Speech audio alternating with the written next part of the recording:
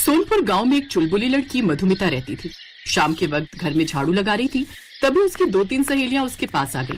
अरे मधुमिता, तू अभी तक तैयार नहीं हुई? तू यहीं बैठ, मैं अभी तैयार होकर आई। मधुमिता अपनी सहेलियों को बिठाकर जल्दी से घर के अंदर गई और तैयार हो गई।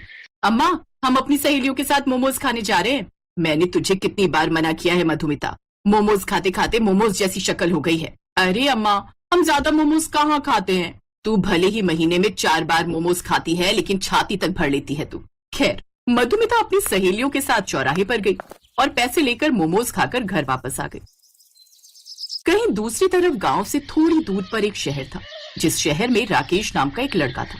एक पंडित जी उसके घर मधुमिता का रिश्ता लेकर आए। इस लड़की का नाम है मधुमिता। थोड़ी सी चुलबुली है, लेकिन बहुत संस्कारी है। संस्कारी चाहे जितनी भी हो पंडित जी, पर है तो एक गवार ही ना। तुम भी तो एक गांव की ही लड़की थी, पर मैंने तुम्हें पसंद किया ना। राकेश को मधुमिता पहले ही नजर में पसंद आ गई और दोनों की शादी हो गई। अगली सुबह राकेश काम पर जाने लगा। वो एक फैक्ट्री में मजदूरी करता था और अपना परिवार पालता था। ये लीजिए टिफिन, और हाँ, बाहर का कुछ भी खाने की जरूरत नहीं है, इसलिए मैंने आपकी पसंद का खाना बनाया है। और बाहर का कुछ खाना हो तो मुझे बताइएगा, मैं भी आपके साथ चलूंगी। इतने में वहाँ पर उसके सास ससुर आ गए। ये लो, शादी का एक दिन भी नहीं बीता और साथ में घूमने की बातें होने लगी। मोहल्ले वाले क्या सोचेंगे? अरे ओ भाग्यवान, हम लोग शहर में रहते हैं और तुम गांव वाली बातें कर रही हो। क्या बात है पिताजी, जब मेरी और माँ की लड़ाई हो जाती थी ना, तो मेरे पापा हमेशा मेरा ही साथ देते थे, और शादी के बाद आप भी मेरे पिता जैसी बातें कर रहे हैं। राकेश काम पर चला गया। मधुमिता ने अपने ससुर और राकेश का दिल अपने चुलबुलेपन से तो जीत लिया था, पर उसकी सासू माँ हमेशा मुंह बनाया करती थी उसे देखकर। अरे मधुमिता बेटा, शाम हो गई है, मेरे लिए कड़क चाय बना दोगी क्या? अरे ससुर जी, आप मुझे ऑर्डर दीजिए, ऑर्डर। इतना कहकर मधुमिता चाय बनाकर ले आई। ये लीजिए पिताजी, आपकी गर्मा गर्म कड़कदार चाय। लेकिन तभी उसकी सास वहां पर आ गई। तुम गवार की गवार ही रहोगी बहू, सिर्फ अपने ससुर के लिए चाय बनाकर ले आई। इतने में मधुमिता ने दूसरे कप के ऊपर से प्लेट हटा दी और बोली, सासू माँ, मुझे पता था कि आप पूजा कर रही हैं, लेकिन मैंने आपके लिए भी चाय बना ली है। ये रही आपकी चाय। अब उसकी सासू माँ कुछ नहीं बोल पाई। मधुमिता अपने कमरे में चली गई। बहुत चालाक है ये लड़की। अरे आखिर बहू किसकी है?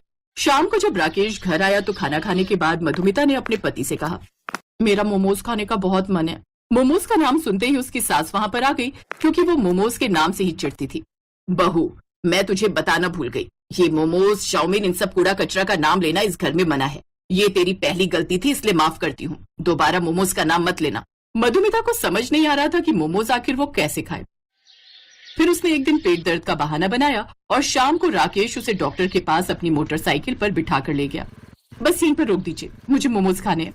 लेकिन पहले डॉक्टर के पास चलते हैं, तुम्हारा पेट दर्द हो रहा है ना? अरे मेरा कोई पेट दर्द नहीं हो रहा है, मोमोज खाने का कोई आइडिया नहीं मिल रहा था तो मैंने नाटक किया।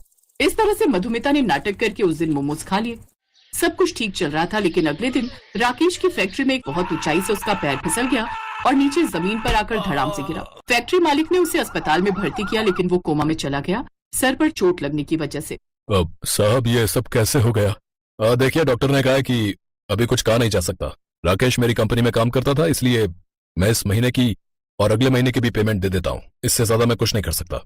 राकेश को उसके घर वाले अपने घर लेकर आ गए। मधुमिता की आंखों से आंसू रुकने का नाम ही नहीं ले रहे थे। जब तक इसकी शादी नहीं की थी, तब तक एक खरोच तक नहीं आती थी राकेश को। शादी के 6 महीने बीते नहीं, मेरा बेटा कोमा में चला गया। कलंक है तू बहू इस घर पर, निकल जा इस घर से। गुस्से में तुम क्या बोल रही हो? उस बेचारी की इसमें क्या गलती है? पिताजी, बोलने दीजिए माँ जी को, इन्हें अपनी भड़ास निकाल लेने दीजिए। लेकिन मैं एक दिन अपने पति को ठीक करके ही रहूंगी। जब तक मेरे पति ठीक नहीं हो जाते, मैं इस घर की बहू नहीं बल्कि बेटे होने का फर्ज निभाऊंगी। बेटा, अब तू भला क्या करेगी? सासू माँ को मेरा आइडिया पसंद नहीं आएगा, पर मेरे पास सिर्फ एक ही रास्ता है। मैंने इतनी बार मोमोज खाए, मोमोज वाले को देखकर थोड़ा बहुत बनाना मुझे भी आने लगा है। मैं घर में मोमोज बनाकर घर के बाहर बेचूंगी। अगर आप लोगों की इंसल्ट होती हो तो मैं अपने मायके जाकर मोमोज बेचूंगी। मेरे माँ बाप को इसमें कोई तकलीफ नहीं है। किसी को खाना खिलाने में कैसी शर्म। मधुमिता भले ही गांव की थी, लेकिन पढ़ी लिखी तो थी ही, क्योंकि आज के जमाने की थी। मधुमिता ने ऐसा ही किया और बिल्कुल नए तरीके के फ्राइड मोमोज तैयार कर दिए। सारे मोमोज बनाकर घर के बाहर बने चबूतरे में रखकर मोमोज बेचने लगी। जो भी लोग वहां से निकलते वो बोर्ड देखते जिसमें लिखा था, देसी मोमोज बहुरानी के। देसी मोमोज बहुरानी के? क्या बात है, ये देखने में कहीं से मोमोज तो लग नहीं रहे, कुछ अलग ही लग रहा है। एक प्लेट लगाना जरा। अरे वाह, ये नए किस्म के फ्राइड मोमोज तो बढ़िया है गुरु। बाकी लोग वही पुराने चाइनीज स्टाइल में बनाते हैं, लेकिन तुमने तो उसमें देसी तड़का डाल रखा है। अब हर रोज उसके घर के बाहर भीड़ बढ़ती चली गई। इस तरह से अपने चुलबुले अंदाज में लोगों को अपनी तरफ आकर्षित कर लेती थी और ऐसे ही वो खूब पैसा कमाने लगी। उसके सास ससुर अब उससे बहुत खुश रहने लगे।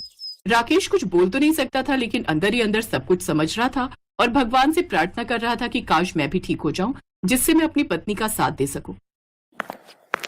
आप परेशान मत हो, मेरी भगवान से बात हो गई है। 2-3 दिन में आप ठीक हो जाएंगे, ये मेरा प्रॉमिस है। मधुमिता पैसे जोड़ जोड़ कर अपने पति को शहर के अच्छे डॉक्टरों के पास ले गई और उसके बाद ही राकेश थोड़ा थोड़ा ठीक होने लगा। एक रोज जब मधुमिता बाहर मोमोज बेच रही थी, तभी उस भीड़ में से एक आदमी का हाथ आया। अरे वो बहुरानी, मेरे लिए भी एक प्लेट मोमोज लगा दो, क्योंकि मेरी बीवी को मोमोज बहुत पसंद है। मधुमिता ने जब उसकी तरफ देखा तब वो आदमी कोई और नहीं बल्कि उसका पति राकेश था। राकेश पूरी तरह से ठीक हो गया और उसके बाद अपनी बीवी की मदद करने लगा। ससुराल में मधुमिता का सम्मान ऊंचा हुआ और इस तरह से वो लोग खुशी खुशी अपनी जिंदगी बिताने लगे।